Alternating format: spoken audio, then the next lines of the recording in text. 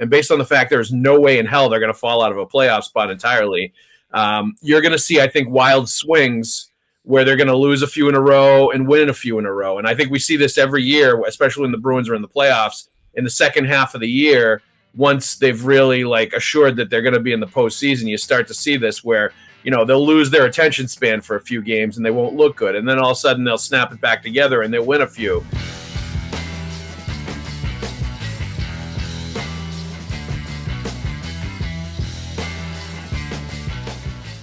And welcome into the Bruins Beat on CLNS Media and presented by our friends over at FanDuel. I am Evan Marinofsky, and joining me today is Joe Haggerty. Haggs? Evan, what's up, man? Thank you for having me. Of course, nothing much. It's just middle of February. Lots to talk about. Obviously, the Bruins are struggling a little bit here. They had the shootout loss to Tampa on Tuesday. You had the loss to Calgary last week. You had the loss to Washington. I know you had the win against Vancouver in the middle, but they've struggled for a little bit here. The Bruins play Seattle on Thursday night. We're recording bright and early on Thursday morning, so we have not gotten the chance to see what happens in the Seattle game. We can only guess that it was a phenomenal game. The stars were out. It was an incredible night, but don't know what ended up happening. I'll hit you with this, Haggs. Are you worried right now about the Boston Bruins? No. I'm worried in the sense that some of the things that I think are going to creep up and be issues in the playoffs are present when you're watching these games. There's a general lack of sort of toughness and assertiveness, I think, on this team that is going to be a problem come playoff time. It was a problem last year against the Florida Panthers when there wasn't enough pushback against the Panthers in that first round series. And I see it in a lot of losses that they have in games where they get pushed around by other teams at points. And I continue to think they need to get tougher on the back end, need at least one more sort of big, strong, nasty customer on the back end to play sort of mean and surly around the net and really take it to other teams and sort of put a little fear into other teams. I think they need another defenseman like that can play big minutes and also serve that kind of role. And frankly, they could use a forward like that too. They could use a guy that the Milan Lucic role that was supposed to be this year that obviously never happened. I think they could use a player like that also, fourth line, bottom six wise. Use at least one more of those. But aside from all that, just looking at the 3 games that we've seen coming out of the All-Star break, or 4 games now, I am not concerned. I think this is the natural sort of biorhythm of the season, especially when you are comfortably locked into a playoff spot that they're not going to fall out of. I think there's a little complacency with this team right now, and I think that happens at this time of year when teams are at the top and other teams are hungry to try to get into the playoff structure. Guys are trying to win jobs for next year. If it's a team that's out of it, you're getting the best shot that pretty much every team is going to throw at you at this time of year every night. And I think the Bruins don't have as much to play for. There's not as much on the line in a lot of these games. And I think you've seen a real lack of urgency a couple of times against Calgary and Washington. And I think that's going to happen. I think we're going to see for the rest of the season, based on where the Bruins are and based on the fact there's no way in hell they're going to fall out of a playoff spot entirely. You're going to see, I think, wild swings where they're going to lose a few in a row and win a few in a row. And I think we see this every year, especially when the Bruins are in the playoffs in the second half of the year. Once they've really assured that they're going to be in the postseason, you start to see this where, they'll lose their attention span for a few games and they won't look good. And then all of a sudden they'll snap it back together and they'll win a few. And it'll kind of go back and forth like this for the rest of the regular season for the final 30 games. I was encouraged, by the response after the Calgary game, by the Vancouver game. And then I thought they played a really good game against Tampa. I thought Vasilevsky really stole that game. But that was a game they deserved to win and played really well. So that was a really nice response coming out of the Calgary game. So as long as they don't get into a lull where they're losing 5 or 6 in a row and really just not showing up, and they can respond to them and have good games after bad games, or a couple bad games and then a good game, as long as they're sort of playing around 500 hockey or a little bit above the rest of the year, and going back and forth, I'm not concerned at all. Beyond, like I said, what I've kind of diagnosed this team as some issues that they're going to have to address at the trade deadline. I think you hit it the ebbs and flows of a season are always going to be there, especially for a team that is in the position the Bruins are in. In the second half too, You're going to have your ups and downs. I get that. The toughness part is interesting because this is a problem that they had at the beginning of the year for parts of it. They've had in past years for sure. Yep. And it's sort of what's done them in at times. They were kind of out-toughed by the Panthers last year at the second half of that series, and they lost because of it, or was one of the big reasons that they lost, along with some others. And it's one of those things you want to see them shore up at some point in the regular season. And I agree with you. I think, when the deadline, or as the deadline approaches, going out and getting someone who can fill a Lucic type role, I think it's a great thing. I completely agree with that. And whether it be a guy like Pat Maroon or Liam O'Brien with the Coyotes, like someone that can kind of be tough and when he's on the ice, he's not going to take any crap. Duhaime with Minnesota is another one. Like those kind of guys. Yes, I think those kind of guys can help. And to be honest with you, like the trade they made last year at the deadline when they got Orlov and Hathaway, it doesn't have to obviously be in one deal with one team for two players, but I think those are the kind of acquisitions that I think they should be looking to make again this year. Obviously, it didn't work out last year with those particular players, but I do think there needs to be a stress for heavy playoff-style players at the trade deadline, like you mentioned, Liam O'Brien, who is limited as far as what he's going to do, so yes. I don't know if that's the guy that you want. Duhaime, I love from Minnesota. I think he's a good player. Maroon, obviously, I think would bring swagger, obviously the cup experience, toughness, size, and he pops a few goals in, too. In addition to all that, he's scored a few times this year, so he would help you a little bit on the ice as well. Like somebody like that, yes, I think those are the kind of guys they should be looking at to stock up on at the trade deadline. My only because I agree with you, I think you should go out and get that, but I don't think that does it. I don't think it's like, Bruins have Pat Maroon, they're set. They're going to be tough throughout the playoffs. I mean, look at with like Ryan Reeves in Toronto, right? I mean, this dude just keeps coming out and talking. And then I saw he got taken down by someone the other night. And it hasn't really shifted the Leafs culture at all. Because one person typically one person, especially a fourth line player, is not going to completely change everything in front of them. To me, it's also the team toughness. And maybe that comes out in the playoffs. Like you have the guys, you do have some players who are capable of that. Charlie McAvoy, Derek Forbort, Trent Frederic. Those guys can mix it up for sure. But I do think you do need to see, and again, I know that it's the end of the regular season, so I don't know if now is the time, but you'd like to see a little something before the playoffs start, that this team can be tough, that this team can be the aggressor, that this team isn't going to get pushed around come the playoffs. And I don't know if we've seen that of late. I know it's a bad stretch of hockey, so that's partially there, and you're going to have you're going to have, as Felger used to say, the wet fart nights. It's going to happen. You're going to have kind of the throwaway games that they don't, bring the urgency in. But I do just that toughness element. I'm still like, I'm not sold yet that they're not going to get pushed around in the playoffs. What do you think? Yeah, I just think it's a mindset thing to a degree. And, it's a tough balance for the Bruins, and it's a tough line to walk, I think, for them because they also have major penalty issues. And it's one of the real problems on this team as well, that they take a lot of minor penalties. They allow a lot of power plays to the other team. And I think I think they're cognizant of that. And I think that's part of the problem, is not wanting to just allow the other team to be on the power play constantly every single night.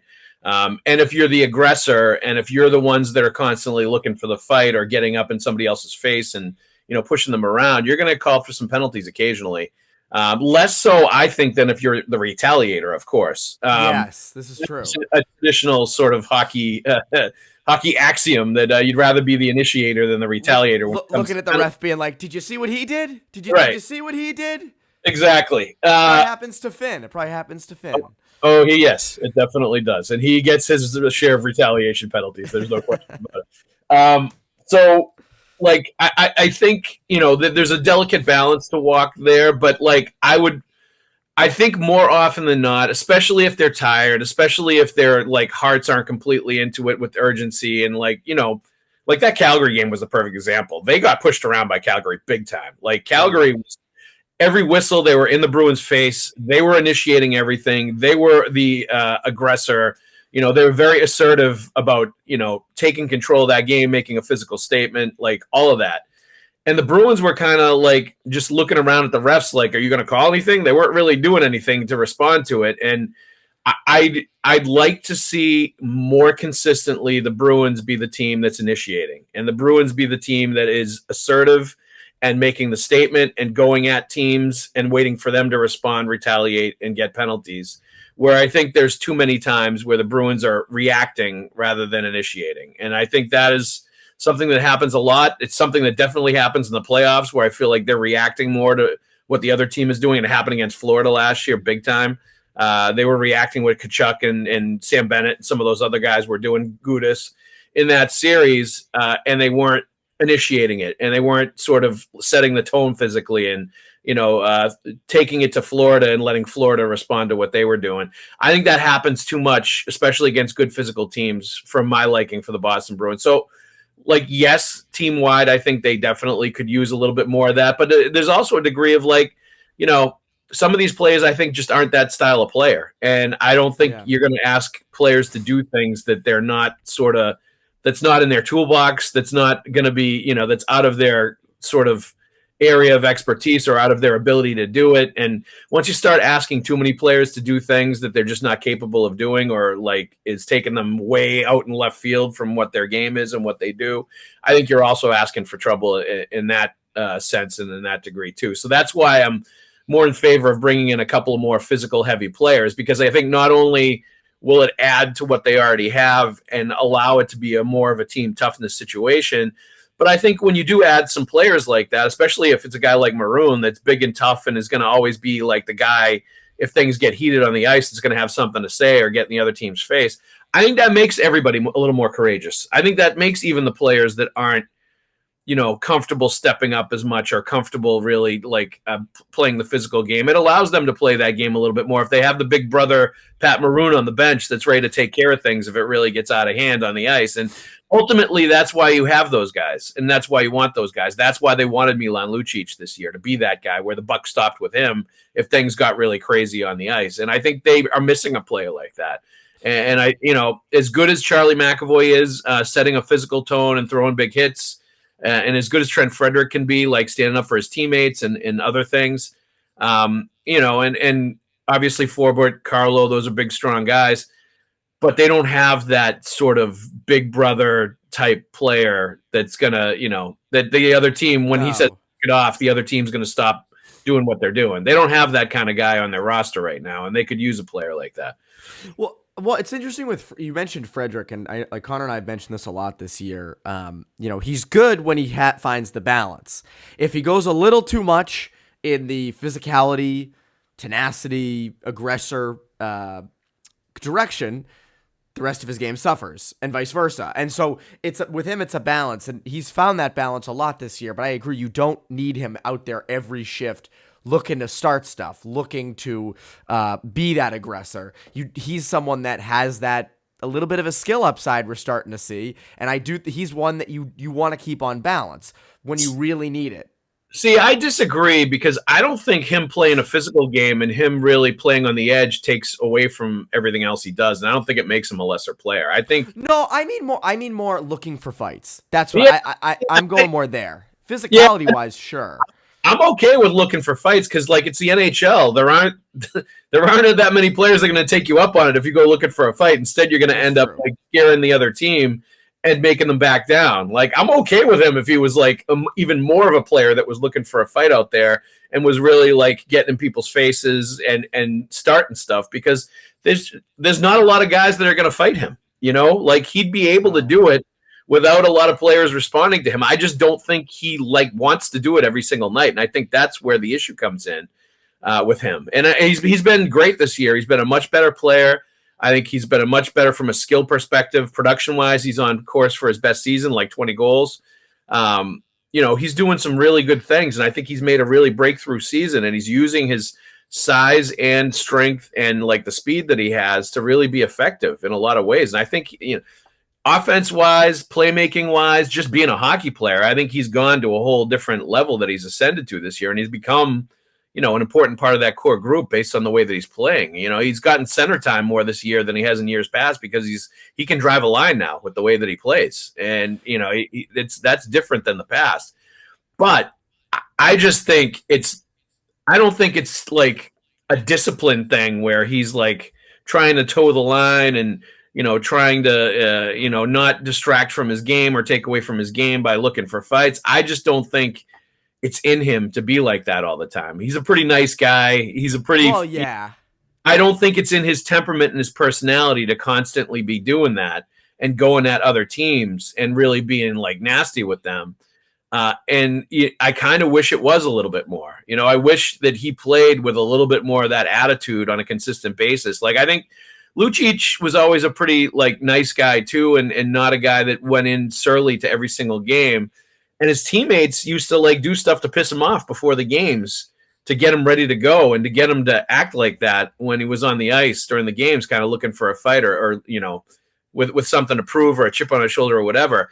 I kind of wish some of Trent Frederic's teammates would do that to him so he would play like that a little bit more, like right out of the gate, instead of being sort of riled up into it by the circumstances of the game or somebody, throwing a hit on Marchand during the game or like something happening that he felt like he had to answer it for. I would like to see him come out and just be that guy to start with and be pissed off to start the game. And that's what I mean when, like, I think there's more to come out of him. And I think that's where it comes from. I just don't think temperament wise, he is like some, he's as mean as some, like a Tom Wilson say. I just don't think he approaches the game the same way, game to game. And I think he's a different kind of personality. And I think that plays into it much more than anything else. Well, I mean, we've seen nice people in the past be mean guys on the ice. McQuaid, I mean, McQuaid is nice off the ice, but on the ice he was the meanest, toughest, baddest dude that there was most nights on the ice. So I agree with you in the sense that Frederic's having a very productive season, and I'd like to see a little more of the toughness element. But I think his game has shifted because when he was coming up, it was very much he's probably a fourth liner and he's very tough and he's gonna drop the gloves here and there, and we've still seen some of that. But I think his and this goes to your point, his game is ascending into that area of there's production there's potential. There are times he can fit in the top six, and I agree with you. I don't know if he's the kind of player that can do both, that can be a top six guy with the added getting in people's faces, whether it's not in him, whether it's a coaching decision. It hasn't that hasn't always been there. See, but I think it's in his best interest to do that because he has the tools, because he can produce the offense. If he puts that other piece in there, he becomes that mythic, mean, nasty power forward type. Oh, I would love that. Everybody wants perfect. Like his earning power goes up. Like the desire for every team to have him goes up. His marketability as a player goes way up if he starts doing all of that stuff. Like if he's once you've shown the ability that you can score 20 goals and be an effective actual player in the league, and you have his size and strength, and you have the ability to drop the gloves and play mean and play on the edge and do all that stuff. You do all that stuff together, you're going to be making a ton of money, and everybody's going to want you. Every team wants a player like that. Every team would want that guy at the deadline. Right. So that's my point, is like I think he's putting things together to really become like something special if he can consistently bring, everything. And I think he can do it. And that's the thing I think I'm seeing this year, is he's showing that he can hold up the end of the bargain that's tougher, frankly, from my mind, which is being a 20-goal scorer, being a guy that offensively can produce, being a guy that consistently can drive a line. Like, if you can do all that stuff and you have the other things going on, the physical elements of it and the power forward elements of it, like, all that's holding him back from doing that is playing that way on a consistent basis. And if he does that, I think he really becomes, a Bruins player that fans will absolutely love and adore even more than they already do. You're talking like, a fan favorite type player, in addition to being a guy that's valued across the league. And it really becomes an X factor in the playoffs too. Like how much more, and I think this postseason is going to be big for him because he's not been great in postseasons in the past, and he hasn't had the best playoff performances to this point, but I think he's the kind of player that is a big time X factor in this postseason. If he can play that nasty game and play with the effectiveness that he's had this year as a potential, top 6 forward, top 9 forward that can score and make plays and do a lot of different things. If he puts all that together, he becomes somebody the other team has to worry about in the playoffs, big time. And he becomes a massive factor given his size and strength and how much that plays in postseason hockey. So that's why I kind of look at him right now and I sort of break it down, and I even want more than what he's seeing right now, because I think if he can take it to another level, he's got the potential, and he's starting to show the potential to be even like a Tkachuk level factor in the playoffs if he can consistently play that way night in and night out and play with a little more attitude and be a guy that really gets in your face a little bit more and find that way to do that. Like, I just think all the elements are there, and we're starting to see it develop. He's even a better player than I thought he was going to be at the NHL level now. He's shown this year. Than everybody thought. Yes, yeah. 100%.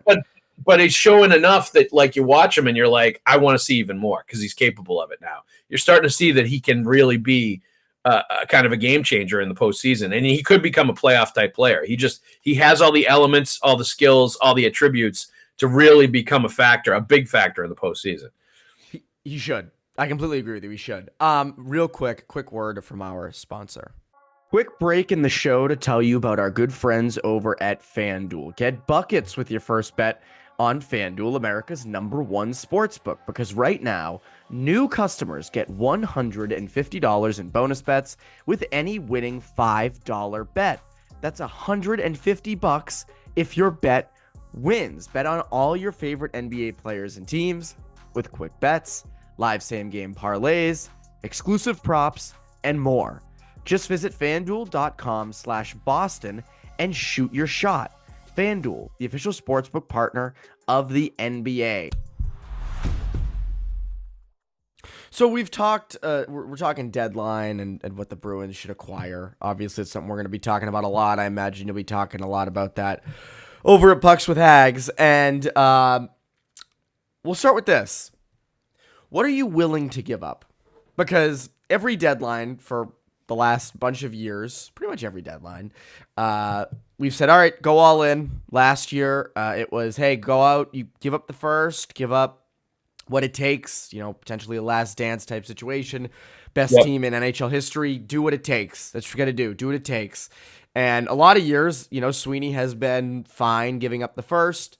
And typically it's for players who we can hopefully acquire with some term, like a Hampus Lindholm. Obviously, like the Rick Nash thing didn't really work out, but that was sort of Rick Nash and his concussion history. That wasn't so much, a true rental. Taylor Hall, that was a guy you traded for with the idea that he was going to stay, and he did. So that's another one. Category 2, Yep, and you know what? That was another one that was basically it was handed to you pretty much. I mean, he just wanted to kind of come here. But this year, it's a unique situation. This team is overperforming a bit. I think you and I both had them as playoff teams. I don't know if we necessarily had them as, first in the Atlantic, near first place in the NHL. They were wild for sure. Yeah, I had them as like 3. I had them in the third spot in the Atlantic to start the year. But again, you're not making a first or second round pick this year yet. Those matter. How much are you willing to give up at this deadline? I don't want to trade the 2025 first round pick. I don't want to trade a first or a second round pick. They don't have I believe they don't have a second round pick until 2026. That's good. I know. I don't want to trade Mason Lowry. I don't want to trade Matt Patra. I don't want to trade any of the top picks or the guys that are going to be impact players, you think, at the NHL level, or any of their high draft picks. I think we've talked about this a little bit. I'd certainly be willing to look at, a guy like some of the expiring contract guys, Matt Grzelcyk, Jake DeBrusk. I would certainly look at a guy like Fabian Lysell, who has played well in Providence in the AHL. And will have some value as a prospect. Like, sometimes you develop prospects and you bring people up through your organization that you don't necessarily think are ever going to play for you. They're not the right kind of player. They don't play your style. They don't mesh with the coaching systems, whatever. And I think Lysell may end up being one of those players that has got first round talent, has got value around the league, and like there are probably places that he could go and have success. But I'm not sure the Bruins target him as somebody that is going to be a Bruins, player for 10 years in Boston. So like those guys have value as trade chips when you develop them as prospects. So Lysell's a guy I would definitely look at. Beyond that, I don't know. It would depend on what other teams think is valuable. I remember that Athletic piece where they were talking about Matt Patra and Trent Frederic and a first-round pick. Oh, that was for Lindholm, right? Ridiculous, right? Like, no way. Like, Frederic, they're not going to trade. He is a Bruins-style player. Like, I wouldn't trade Frederic for Elias Lindholm straight up. Like, forget about all the other stuff in there. You wouldn't? No, I would not. Elias Lindholm's around 30. He's going to be starting to make big money. I'm not sure if he's still on the upswing in his career. You may be getting him when he's starting to regress as a player. I think Frederic's more of a Boston Bruins. I think Frederic is more valuable to the Bruins now and moving forward than a guy like Lindholm would be for the next 5 years. So, so I wouldn't trade Frederic in any kind of deal. I'm not interested in, trading any young impact players. You mentioned Lauko. I hadn't read anything about that. That's interesting if he has value, but he's a fourth liner. I'm not sure how much value he has around the league. But bottom line is, I think there are some pieces they could look at and say maybe we'd trade this. But you've also, if you're a Bruins fan, I think need to be realistic. They don't have a first round this year. They don't have a first round next year. They don't have a second round pick until 2026. They have a couple of young players that have a lot of value that they're not going to want to trade. Maybe they will be willing to trade a Lysell, but what are you going to get for Lysell and maybe something off your roster like a Grzelcyk or a DeBrusk that's going to expire in contract? I don't know that you're going to get a ton. So just to reference, because you mentioned it, the Fluto Shinzawa piece on Lauko literally dropped this morning before we recorded, and basically the whole Fluto's point was the Bruins look at Lauko as a fourth liner. Yep. Maybe who could play third line minutes when he has to. Is there a sentiment around the league that he could be someone that could do more than just that, and that he's not so pedestrian? And I think one NHL executive was quoted anonymously as basically being like, there's a lot of Laukos around the league. That might be the case, but so I agree with you. I don't know how much you could get for Lauko, and also he does have a little bit of toughness to him. He does. And I think, what was that? He plays with a little attitude. Absolutely, He does, and I think you do need that. So I don't know if I'm totally ready to deal him off. Again, unless you're getting way better. If you're gonna trade current roster pieces, so this is my thing with trading Grzelcyk and DeBrusk. More importantly, Evan, who is going to call me over in the locker room and want to break down what's going on in the MCU, the Lord of the Rings, Game of Thrones? This is your kind of guy. Who's going to sci-fi series on Amazon Prime that he watched they really liked? Lauko will literally say, "Hey Joe, come over here," and we'll start breaking down Echo because we just watched it on Disney Plus or whatever. What was we were talking about the Marvels the other day when I was in the locker room. I hope they don't trade him because I enjoy little pop culture sessions. Well, I was gonna say, in that case, then I don't want them to trade Lauko. That can't happen. I agree with you. He's that kind of guy, and he's outspoken about it on Twitter with Lord of the Rings and all that stuff, and that's right in your wheelhouse. That's your exact taste. Yes. If you were an NHL player, you would be just like Jakub Lauko in terms of media, things like that. So I definitely would be, and on the ice, I believe he, to your point and to what Fluto wrote, I do believe he's a fourth line player right now or bottom six forward that's got some offensive upside and has shown it in the past. He's got moments where he shows a little something offensively, and I think those guys have a lot of value. I think that's what you want in your bottom six. Is guys that not only will play the physical element and the gritty element and the energy element that's needed in a fourth line role, but have that ability to contribute a little bit and have that ability to flash a little bit in addition to playing that way. That's what you want. You don't want like, God bless Oscar Steen, but like that guy is really Yeah, shown much of anything, and he's been played for 30 or 40 games. And I just don't think I think the thing he's shown is he's not really an NHL player. He's probably that tweener between the AHL and the NHL. I don't feel that way about Lauko. I think when you see him, you see flashes of something, and he's shown it consistently. I agree. That's what you want in your bottom six. You don't need the guy who you kind of know what you're going to get. I mean, sometimes you need that, but in a younger player, you want someone with a little bit of upside. But in terms of trading players off the current roster, right? Like we talked about Lauko, but Grzelcyk expiring contract, DeBrusk expiring contract. DeBrusk has been vocal about wanting to stay here. Grzelcyk obviously does, considering he's from here. I think the Bruins have hit the point of no return with those guys in the sense that they're first in the Atlantic.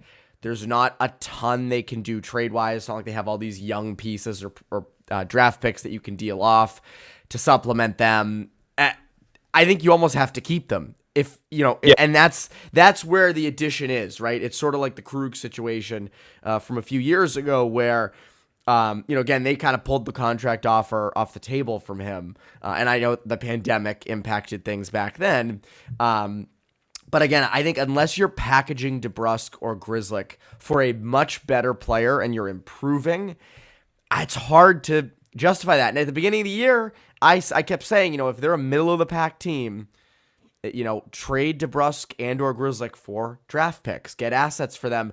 But now I think you're at the point where you can't do that. I think the Bruins are in a situation where they're not going to be players for like the big ticket items. And that's, I think, what you would essentially be mentioning those players, because you would have to trade somebody to clear cap space to bring in a big ticket item or a guy with a big cap hit. You would need to clear some money to do that. And I think that's where that sort of whole thing comes in. The players that we're talking about, like, a defenseman that potentially might be a bottom pair guy that, can drop the gloves and throw hits and block shots and play nasty, and a fourth line type, the Pat Maroons of the world. Like, those guys aren't going to cost you a ton of assets. They're not going to cost you first round picks. They're not going to cost you your best prospects. So like, those are manageable trades, both in terms of assets given up and salary cap gymnastics for the Boston Bruins. I don't think it's going to cause them a lot of problems. Now, the one player that I think would change all that if it became real that the Bruins could get him and would get him is Noah Hanifan. And I think that's when you would start to see some maybe pieces move that you wouldn't necessarily expect to move or would have to move in order to make that happen.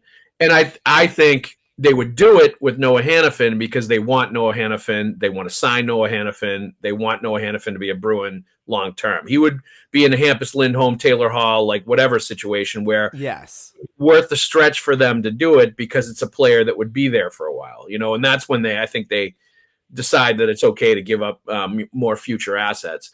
So that's the one where I think those kind of names could still be in play, both to make the salary cap work and to make the trade happen. You might be looking at something like that as part of the deal. But I think he's honestly, from what I look at, he's really the only player I see them trying to bend over backwards to make something like that happen. And there's also the side of it where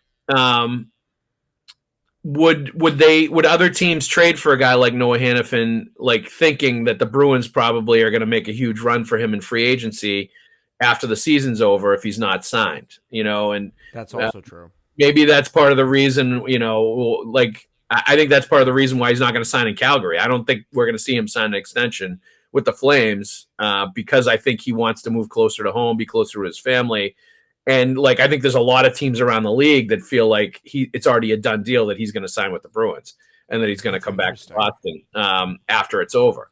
So after the season's over. So and does that affect teams trading for him as a rental, his value? Does it become a situation where it's like Taylor Hall, where everybody knew Taylor Hall wanted to go to Boston and Buffalo could only get a second round pick for Taylor Hall because he really made certain he was going to go to the Bruins?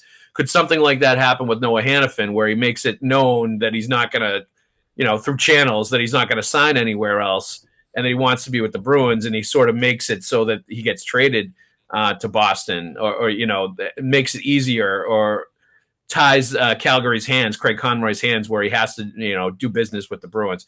I think all that stuff is interesting, and it's going to be really fascinating to see how it all plays out.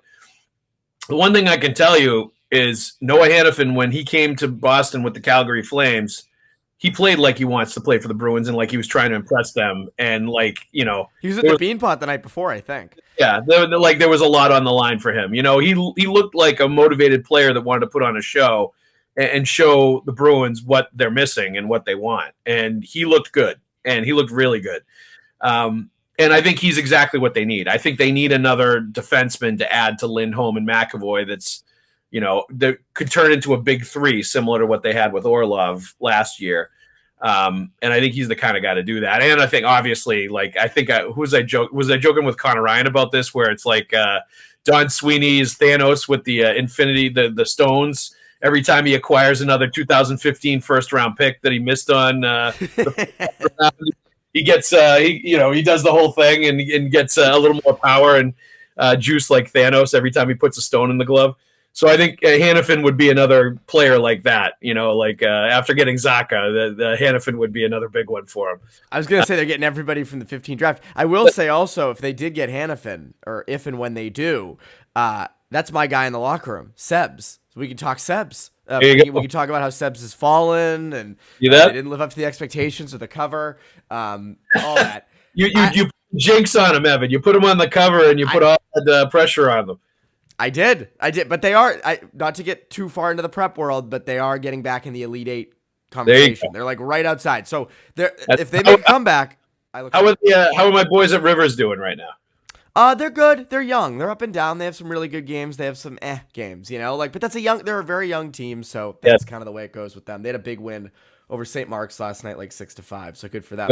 Hanifan though, this is a really interesting take by you that I know is informed because I know you haven't said anything to me about that. But I know there's a little information.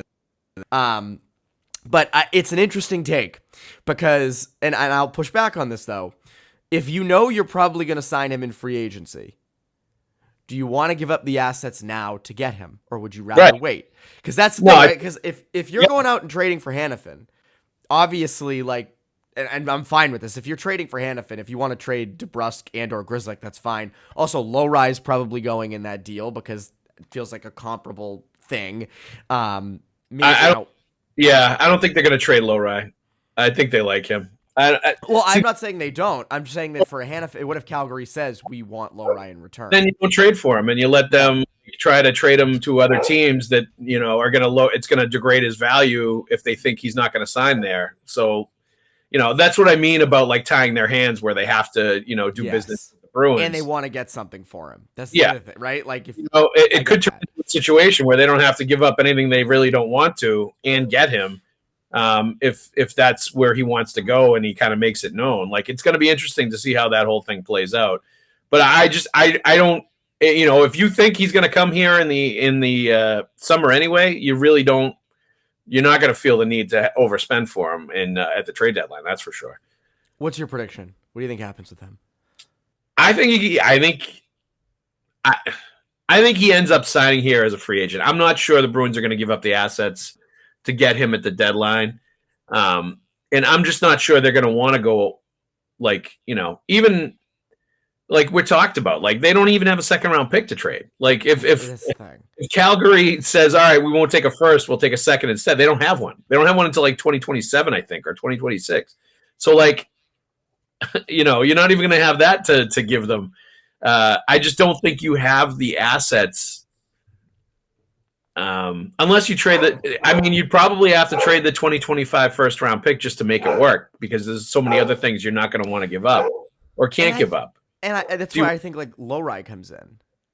Yeah, I think they like Lowry. I don't think they want to trade him.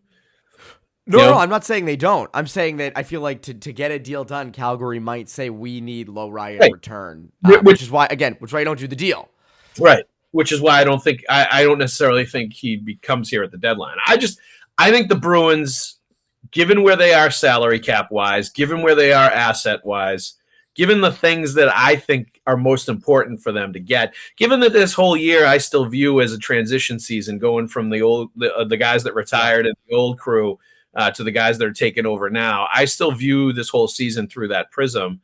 given all that stuff, I just don't think they're going to be huge splashes at the trade deadline. I think they're going to make a couple of moves for guys that are more sort of role players that add heaviness, physicality, attitude, all that stuff, rather than like overspending for the big shiny objects that are going to be available on the trade market. I just don't think they're going to be big spenders when it comes to that, even though the East is wide open, even though they're in first place, even though it looks like they've got as good a chance as anybody else of getting to the Stanley Cup final. I just, maybe lesson learned from last season too, that they went out, they spent in assets, they traded for every need they thought they had, and the chemistry wasn't right in the playoffs, so maybe they do it a different way this year. I agree with you. I don't think they're big spenders, but I do love the idea of Hanifan, and I would love him in the offseason because I think, my God, that would beef up your defense quite a bit, and you'll have the money to do it.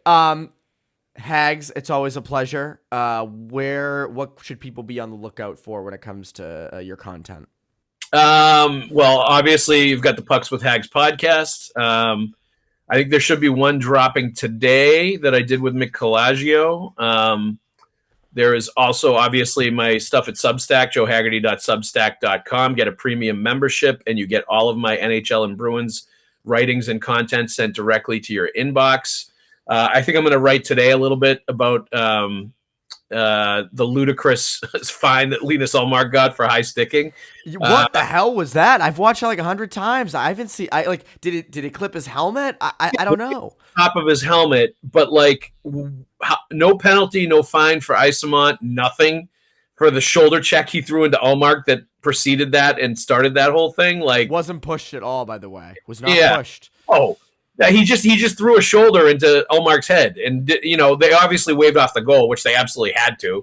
But that, like, there's no penalty, there's no fine for him, like, crashing the goalie like that. Like, I think if you're not gonna like call a penalty on Isamont, if you're not gonna like do anything to him, don't fine Ullmark. Just like let them wash each other and cancel each other out, and wash your hands and move on. So I think I'm gonna write something about just how ludicrous that was today.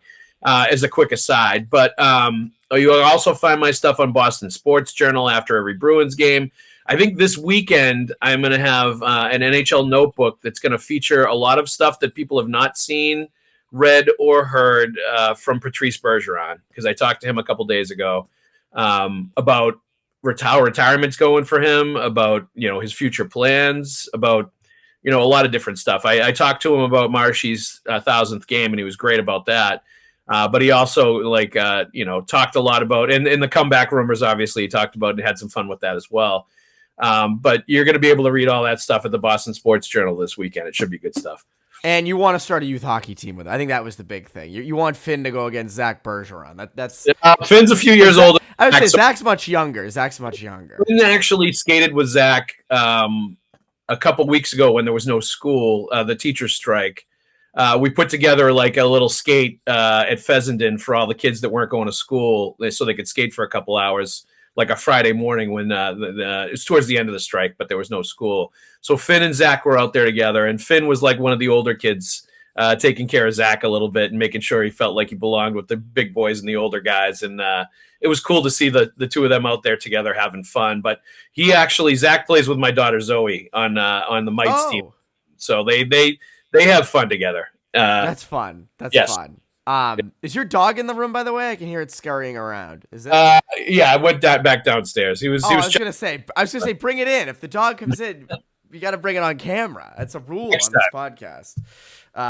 But anyways, Haggs, always a pleasure. And for CLNS Media, I'm Evan Marinofsky. You Bruins Beat listeners, have a great rest of your week.